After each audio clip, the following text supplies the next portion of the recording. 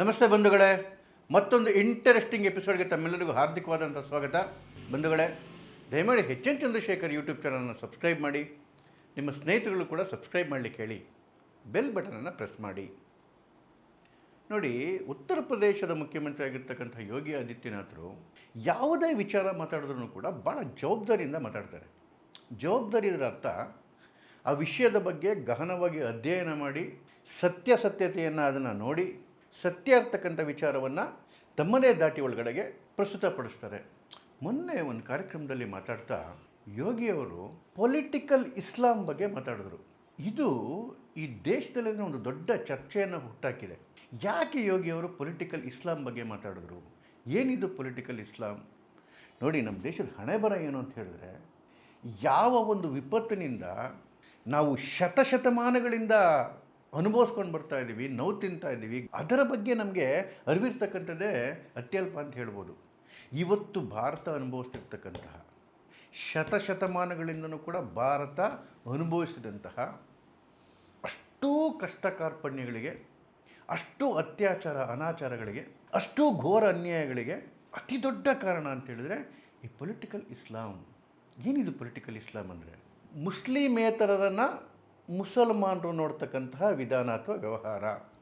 ಯಾರ್ಯಾರು ಮುಸಲ್ಮಾನರು ಅಲ್ವೋ ಅವರ ಬಗ್ಗೆ ಮುಸಲ್ಮಾನರು ಯಾವ ರೀತಿ ವ್ಯವಹಾರ ಮಾಡ್ತಾರೆ, ಯಾವ ರೀತಿ ವರ್ತಿಸ್ತಾರೆ, ಯಾವ ರೀತಿ ಚಿಂತನೆ ಮಾಡ್ತಾರೆ, ಇದೇ ಪೊಲಿಟಿಕಲ್ ಇಸ್ಲಾಂ ಬ್ರಾಡರ್ ಸೆನ್ಸಲ್ಲಿ.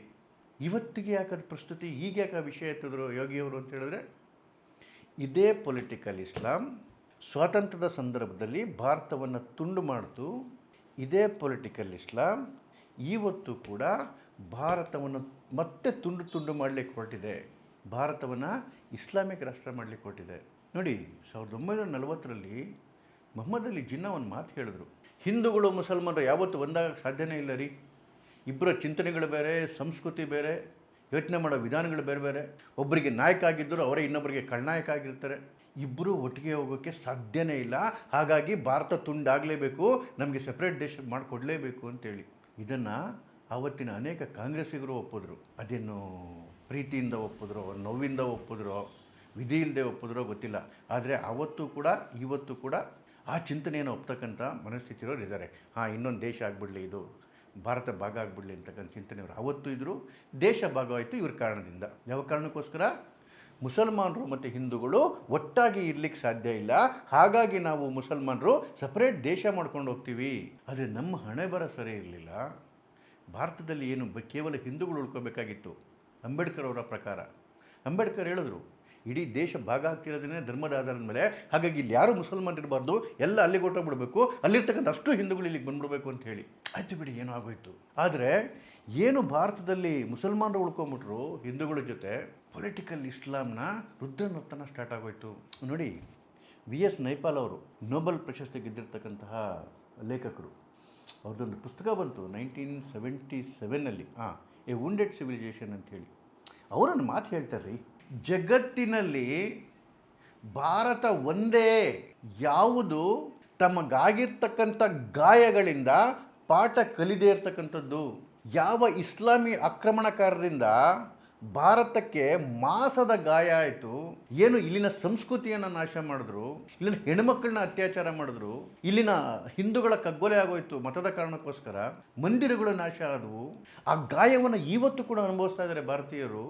ಇಷ್ಟೆಲ್ಲ ಗಾಯಗಳಾಗಿ, ಇಷ್ಟೆಲ್ಲ ಘಾಸಿಯಾಗಿದ್ರೂ ಕೂಡ ಆ ಘಾಸಿಯಿಂದ, ಆ ಗಾಯಗಳಿಂದ ಪಾಠ ಕಲಿದೇ ಇರ್ತಕ್ಕಂತಹ ಏಕೈಕ ದೇಶ ಭಾರತ ಅಂಥೇಳಿ ನೇಪಾಲ್ ಅವರು ಹೇಳಿದ್ರು. ಅಕ್ಷರಶಃ ಸತ್ಯ ರೀ. ಪಾಪ ಅಂಬೇಡ್ಕರ್ ಅವರು ಹೇಳಿದ್ನಲ್ಲ, 100 ಸರಿ ಹೇಳ್ಬಿಟ್ರು ಇದನ್ನು. ಅದೇ ನಮ್ಮವ್ರಿಗೆ ಅರ್ಥ ಆಗಲಿಲ್ಲ. ಅವರು 1946ರಲ್ಲಿ ಪಾಕಿಸ್ತಾನ್ ಪಾರ್ಟಿಷನ್ ಆಫ್ ಇಂಡಿಯಾ ಅಂತ ಒಂದು ಪುಸ್ತಕ ಬರೆದು, ದಯಮಾಡಿ ಆ ಪುಸ್ತಕ ಓದಬೇಕು. ಅದರಲ್ಲಿ ಅವ್ರು ಹೇಳ್ತಾರೆ, ಈ ಮುಸ್ಲಿಂ ರಾಜನೀತಿ ಅಂತೇನಿದೆ ಅದು ನಿಜವಾಗ್ಲೂ ಮುಲ್ಲಾ ರಾಜನೀತಿ. ಅದು ಈ ಹಿಂದೂ ಮತ್ತು ಮುಸಲ್ಮಾನರಲ್ಲಿರ್ತಕ್ಕಂಥ ಏನು ಭೇದ ಇದೆ ಅದಕ್ಕೆ ಮಾನ್ಯತೆ ಕೊಡುತ್ತೆ. ಅವರಿಗೆ ಧರ್ಮನೇ ಅಂತಿಮ, ದೇಶ ಅಲ್ಲ. ಯಾರಾದರೂ ಒಬ್ಬ ಮುಸ್ಲಿಂ ದೇಶಕ್ಕೋಸ್ಕರ ತನ್ನ ಧರ್ಮವನ್ನು ಹಿಂದೆ ಇಡ್ತಾನೆ ಅಂತ ಅಂದ್ಕೊಂಡ್ರೆ ಅದು ದೊಡ್ಡ ತಪ್ಪು ಅಂತ ಹೇಳಿ ಅಂಬೇಡ್ಕರ್ ಅವರು ಹೇಳಿದ್ರು. ಮುಸಲ್ಮಾನರಿಗೆ ಯಾವತ್ತೂ ಸಂವಿಧಾನ ಮುಖ್ಯ ಅಲ್ಲ, ದೇಶ ಮುಖ್ಯ ಅಲ್ಲ, ಅಥವಾ ಮಾತೃಭೂಮಿ ಮುಖ್ಯ ಅಲ್ಲ, ಭಾಷೆ ಮುಖ್ಯ ಅಲ್ಲ. ಅವ್ರಿಗೆ ಕೇವಲ ಅವ್ರ ಧರ್ಮವೇ ಮುಖ್ಯ. ಇದು ಅಂಬೇಡ್ಕರ್ ಹೇಳಿದ ಮಾತು. ಅವ್ರ ಧರ್ಮನೇ ಅದನ್ನು ಕಲ್ಸತ್ರಿ. ಅಲ್ತಕಯ್ಯ ಅಂದರೆ ಯಾವಾಗ ಅವರು ಸ್ವಲ್ಪ ಕಡಿಮೆ ಸಂಖ್ಯೆಯಲ್ಲಿ ಇರ್ತಾರೆ ಆ ಸಂದರ್ಭದಲ್ಲ ಈ ಛಲ ಮತ್ತು ತೋರ್ಪಡಿಕೆನ ತೋರಿಸ್ತಕ್ಕಂಥದ್ದು ಅದು ಅವ್ರ ಧರ್ಮನೇ ಹೇಳ್ಕೊಡುತ್ತೆ ಅದನ್ನು. ಆದರೆ ಹೀಗೆ ಸುಮಾರು 800 ವರ್ಷ ಅನುಭವಿಸ್ಕೊಂಡು ಬಂದಂತಹ ನೋವನ್ನು, ಗಾಯವನ್ನು ಅಟ್ಲೀಸ್ಟ್ ನಾವು ಸ್ವಾತಂತ್ರ್ಯ ಬಂದ ಮೇಲೆ ಅದಕ್ಕೆ ಮುಲಾಮಸ್ತಕ್ಕಂಥ ಪ್ರಯತ್ನ ಮಾಡಬೇಕಿತ್ತು, ಅದರಿಂದ ಪಾಠ ಕಲಿಬೇಕಾಗಿತ್ತು. ದುರಂತ ಅಂತ ಹೇಳಿದ್ರೆ ಈ ಕಾಂಗ್ರೆಸ್ಸಿಗರ ನಾಯಕತ್ವದಿಂದ, ಈ ನೆಹರು ನಾಯಕತ್ವದಿಂದ ನಾವು ಪಾಠ ಕಲಿಲಿಲ್ಲ, ಬದಲಾಗಿ ಅದೇ ಬಲೆಯೊಳಗೆ ಮತ್ತೆ ಮತ್ತೆ ಬಿದ್ವಿ. ಅದಕ್ಕೆ ವ್ಯಾಲಿಡೇಷನ್ ಕೊಡ್ಲಿಕ್ಕೆ ಹೊರಟ್ವಿ, ಅದನ್ನು ಬೆಂಬಲ ಮಾಡ್ಕೊಂಡು ನಿಂತ್ಕೊಂಡ್ವಿ, ಅದಕ್ಕೆ ಪುಷ್ಟಿ ಕೊಟ್ವಿ, ಎನರ್ಜಿ ಕೊಟ್ವಿ, ಶಕ್ತಿ ಕೊಟ್ವಿ. ಯಾವುದಕ್ಕೆ? ನಮ್ಮನ್ನು ನಾವು ಮುಗಿಸ್ಕೊಳ್ಳಿಕ್ಕೆ. ಈ ಪೊಲಿಟಿಕಲ್ ಇಸ್ಲಾಂನ ದೊಡ್ಡ ಅಸ್ತ್ರ ಯಾವುದು ಗೊತ್ತಾ? ಈ ವಿಕ್ಟಿಮ್ ಕಾರ್ಡ್. ಅಯ್ಯೋ ನಮ್ಗೆ ಅನ್ಯಾಯ ಆಗ್ತಾಯಿದೆ, ನಾವು ಅಲ್ಪಸಂಖ್ಯಾತರು, ನಮ್ಮಲ್ಲಿ ದಾಳಿ ಆಗ್ತಾಯಿದೆ, ಈ ವಿಕ್ಟಿಮ್ ಕಾರ್ಡ್ ಇದೆಯಲ್ಲ ನಮ್ಮ ಕೈಲಿ ಏನೂ ಆಗಲ್ಲ ಅಂಥೇಳಿ ಈ ವಿಕ್ಟಿಮ್ ಕಾರ್ಡ್ಗೆ ಬಲಿಯಾದವರು, ಬೆಂಬಲ ಕೊಟ್ಟವರು ಇದೇ ಪೊಲಿಟಿಷಿಯನ್ಗಳು ಮತ್ತು ಈ ಬುದ್ಧಿಜೀವಿಗಳು. ಇವರು ಈ ಪೊಲಿಟಿಕಲ್ ಇಸ್ಲಾಂ ಅಂತ ಅಸ್ತಿತ್ವ ಇದೆ ಅಂದರೆ ಇದನ್ನು ಒಪ್ಪೋದೇ ಇಲ್ಲ ರೀ. ಅದನ್ನೇ ಯೋಗಿಜಿ ಹೇಳಿದ್ದು ಮೊನ್ನೆ. ಇದರ ವಿರುದ್ಧ ಒಂದು ಯುದ್ಧ ಸಾಧಿಸಬೇಕಾಗಿದೆ ನಾವು ಅಂತೇಳಿ. ಪೊಲಿಟಿಕಲ್ ಇಸ್ಲಾಂ ಅನ್ನೋದಿಲ್ಲ, ಇಸ್ಲಾಮರ ಉಗ್ರತೆ ಅನ್ನೋದಿಲ್ಲ, ಅಲ್ತಕಿಯ ಅನ್ನೋದಿಲ್ಲ. ಎಷ್ಟು ದಿವಸ ಈ ಕರಾಳ ಸತ್ಯನ ಮುಚ್ಚಿಡ್ತೀರಿ? ಎಷ್ಟು ದಿನ ಇದನ್ನು ಮುಚ್ಚಿಟ್ಕೊಳ್ಳೋಕೆ ಸಾಧ್ಯ ನೀವು? ಇಲ್ಲ ಇಲ್ಲ ಇಲ್ಲ ಅಂತ ಹೇಳಿದ್ರೆ ಇರೋ ಸತ್ಯ ಯಾವತ್ತಾರು ಒಂದು ದಿವಸ ಆಚೆ ಬರಲೇಬೇಕು. ಆದರೆ ಆಚೆ ಬರೋಷ್ಟೊತ್ತಿಗೆ ಈ ದೇಶವೇ ಉಳಿದಿರಲ್ವಲ್ಲ. ಎಷ್ಟು ದಿವಸ ಈ ಪೊಲಿಟಿಷಿಯನ್ಗಳು ಮತ್ತು ಈ ಬುದ್ಧಿಜೀವಿಗಳು ಇದನ್ನು ಜನಗಳ ಕಣ್ಣಿಂದ ಮರೆಮಾಚನಕ್ಕೆ ನೋಡುತ್ತಾ ಇರ್ತಾರೆ. ಡಾಕ್ಟರ್ ರಾಮಧಾರಿ ಸಿಂಗ್ ದಿನಕರ್ ಅವರು ಒಂದು ಪುಸ್ತಕ ಬರೆದಿದ್ದಾರೆ, ಸಂಸ್ಕೃತಿಗೆ 4 ಅಧ್ಯಾಯ ಅಂತೇಳಿ.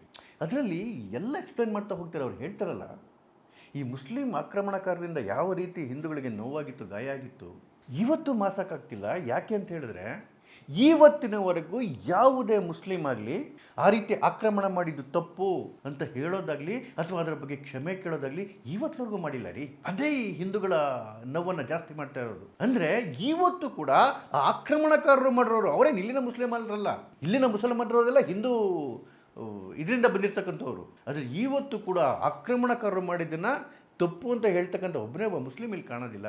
ಬದಲಾಗಿ ನಮ್ಮವರನ್ನೇ ಅದರ ಪರವಾಗಿ ನಿಂತ್ಕೊತಾರೆ. ನೋಡಿ, ಈ ಪೊಲಿಟಿಕಲ್ ಇಸ್ಲಾಂನ ಒಂದು ಗ್ರೇಟೆಸ್ಟ್ ಥಿಂಗ್ ಏನು ಅಂತ ಹೇಳಿದ್ರೆ, ಯಾರೋ ಇವರಿಂದ ಬಲಿಪಶುಗಳಾಗಿದ್ದಾರಲ್ಲ ಆ ಬಲಿಪಶುಗಳೇ ಅವ್ರು ಸಪೋರ್ಟಾಗಿ ನಿಂತಿರೋದು.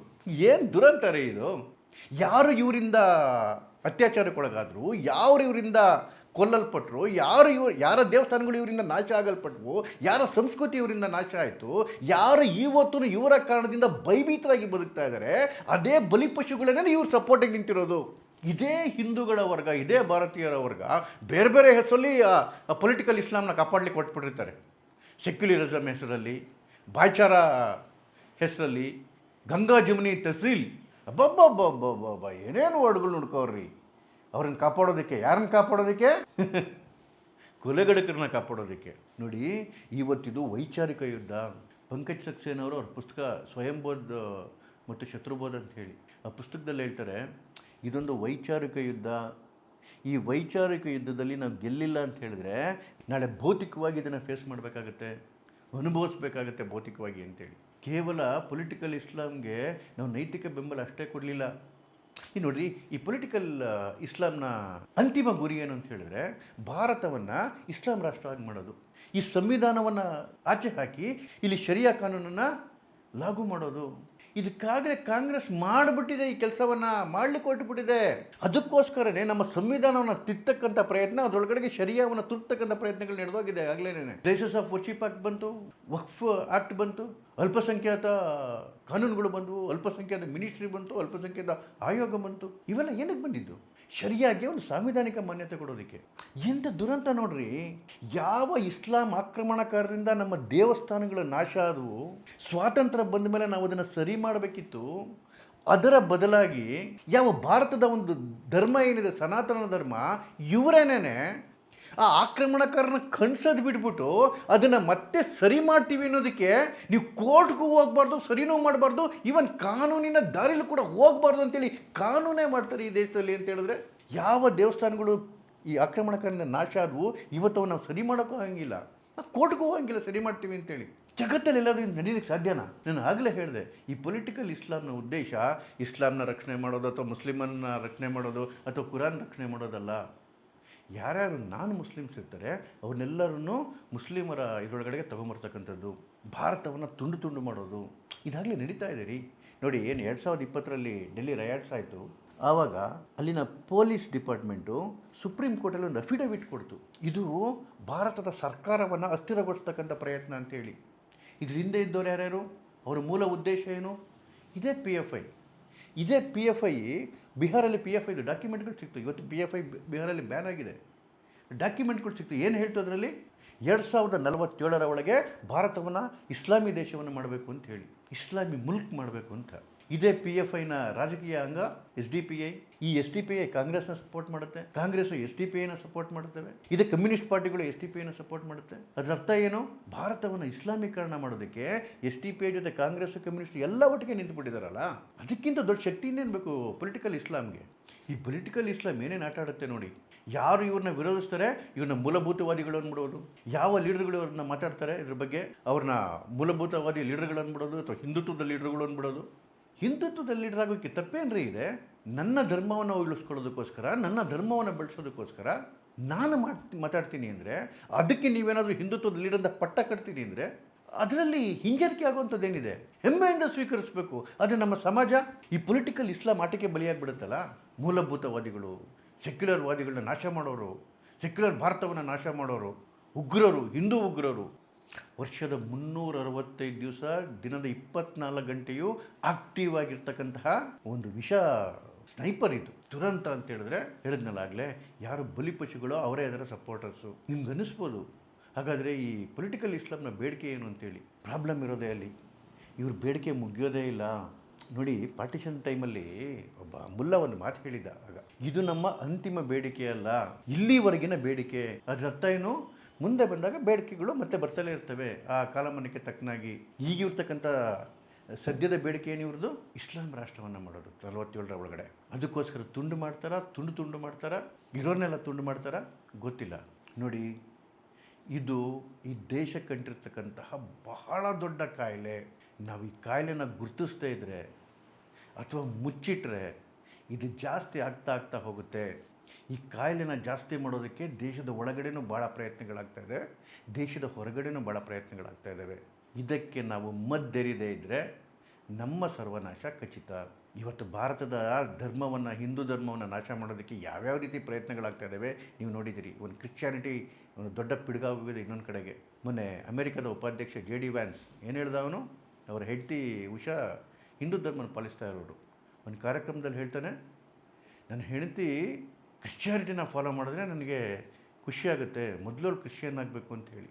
ಇದು ಸುಮ್ಮನೆ ಒಂದು ಫಂಕ್ಷನಲ್ಲಿ ಬಂದಿರೋ ಮಾತಲ್ಲ, ಅದು ಇಟ್ಸ್ ಎ ಪ್ಲ್ಯಾನ್ಡ್ ಕಾನ್ಸ್ಪಿರಸಿ. ಈ ಪೊಲಿಟಿಕಲ್ ಇಸ್ಲಾಮ್ನ ಬೆಳೆಸೋದಕ್ಕೆ ಏನು ಈ ನಮ್ಮ ಹಿಂದೂಗಳೇ ಏನೇನು ಪದಗಳು ಯೂಸ್ ಮಾಡ್ತಾ ಇದ್ದಾರಲ್ಲ, ಈ ಸೆಕ್ಯುಲರಿಸಮ್ಮು, ಭಾಯ್ಚಾರ, ಗಂಗಾ ಜಮುನಿ ತೈಜೀಬು, ಇವೆಲ್ಲವೂ ಕೂಡ ಆ ಕಾಯಿಲೆಯನ್ನು ಮತ್ತಷ್ಟು ಉಲ್ಬಣಗೊಳಿಸೋದಕ್ಕೆ ನಡೀತಿರ್ತಕ್ಕಂತಹ ಸೂತ್ರಗಳು, ನಾಟಕಗಳು.